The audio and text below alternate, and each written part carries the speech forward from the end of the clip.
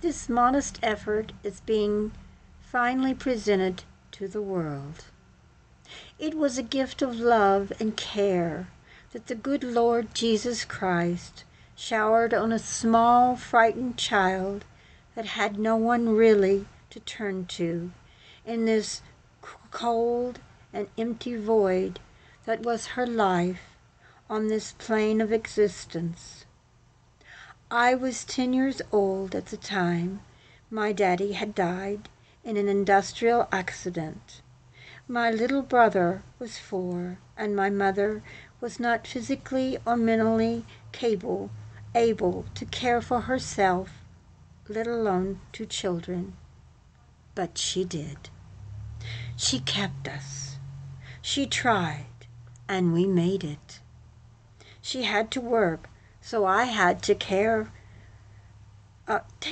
care of myself and my brother.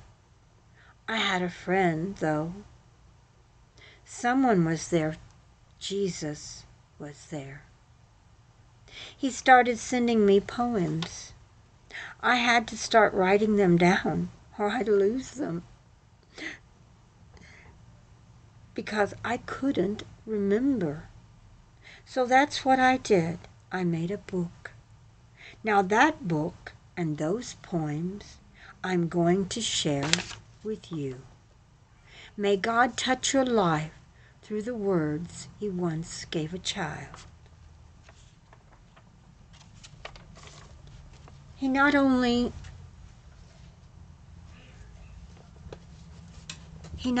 gave me the wisdom and the ability to write in poetry, but also in prose.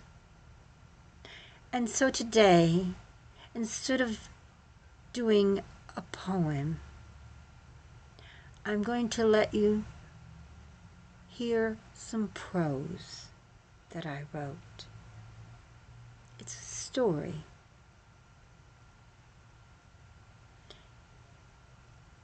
It will let you know a little bit about me and some of the challenges that I had to face as a child,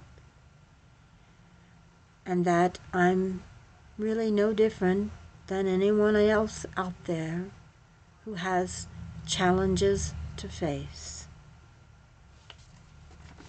It's called The New School. And I'm going to read this to you. I gently played with a small hole in the old pink sweater I wore that day. It was a tiny hole to begin with, but my fingers worked it well as my nerves began to wind, and fear ate its way inside of me.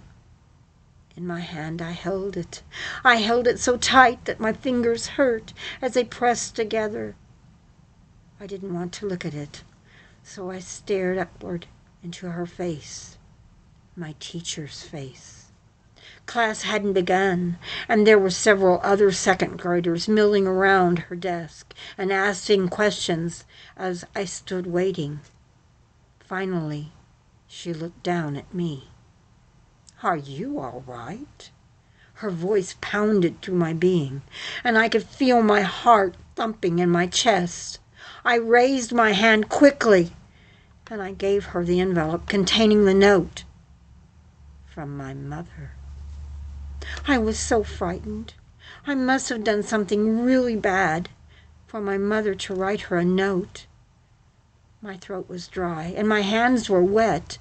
I continued to watch her as she slowly tore open the envelope to examine the contents. Her eyes narrowed, and the smile faded from her face. By now a small group was gathering around her. Everyone wanted to know what was happening. I felt their presence pressing against me, and the air was tight. They weren't touching me, but they were too close. I still pressed my empty fingers together very tightly. I wanted the note back. I wanted it safe with me. I knew something was very wrong. She slowly cleared her throat and looked at me. In that moment, there was something in her eyes. They were so soft. She wasn't angry. Oh, dear God, it was something else. What could it be? Now, everyone in the room was watching, listening. It was so quiet. It was so quiet. She gently touched my left shoulder. I drew back. Pity? Was it pity I saw in her face? Sorrow? Was it sorrow I was seeing? Annaloo's mother has sent in her Indian roll number. Isn't that interesting? Indian roll number? What did that mean? I didn't understand. I didn't look anything like the Indian children in our school. I had just started here 2 weeks ago, and all the white children had been so nice to me. I looked at their faces. They looked different, somehow. Oh, no. I began to see that I was the one who was different to them. They won't like me anymore. Something inside of me wanted to scream, "It's me. I'm the same as I was before. I haven't changed. What's wrong? What have I done? I don't understand." Mrs. Burns said, her face hardening, "At lunch, Annaloo, you know which line to stand in. Now, right?" The Indian children got free lunches from the government. She then laid the note on her desk, matter-of-factly, and turned to the board and the lesson. "Please take your seats, class.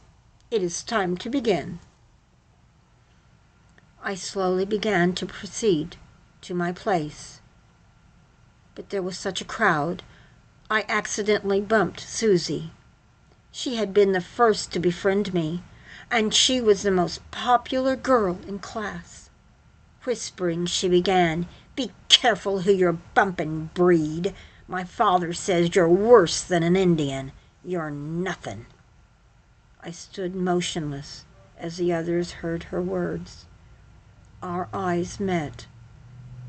I found my seat and sat down. The teacher's lesson was drumming in my ears, but I didn't hear her words. I found the hole, the small hole in the pink sweater, and my fingers began to play, and the hole grew.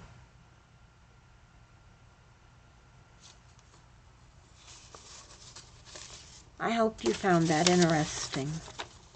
Prejudice is an awful word. It's an awful feeling, too. And many of us have experienced it in our lives, including me. Now I'm going to read to you one of my poems. If I can see it, I've got to get new glasses. It's called The Dance. And we will begin with that one, because that dance more or less speaks of me. To waltz the dance of life with me is not a trifling thing. To waltz a simple dance with me, to that I just might sing. To waltz the dance of life with me, you must be brave and true. To waltz the dance of life with me, I would that it were you. To waltz the dance of life with me means sadness all its own. And so, my lord, I waltz the dance. I waltz the dance alone. And that is the way it's been. Although I'm married and have 2 children, one is sadly deceased, I still, inside of me, will always be alone, except for my Lord, who lives there constantly, continually with me. As I struggle each day, thank you for the opportunity of entering your lives in this way. I knew that someday I would be able to present these words to the world, and I thank you for this moment.